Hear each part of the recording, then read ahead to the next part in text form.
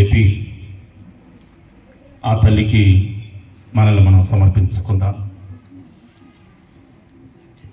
పరిశుద్ధుడ, ప్రేమమయుడ, మీకు వందనములు, స్తోత్రములు. మీ దాసరాలు లూతుమాత మహోత్సవ దినాన మేమందరము మీ దాసరాలి గృహ వద్ద గుమికూడి ప్రార్థిస్తూ ఉండగా మమ్మల్ని అందరినీ దీవించండి. అలనాడు మీ దాసరాలు ఏ విధముగా మీ చిత్తానికి లోబడి జీవించిందో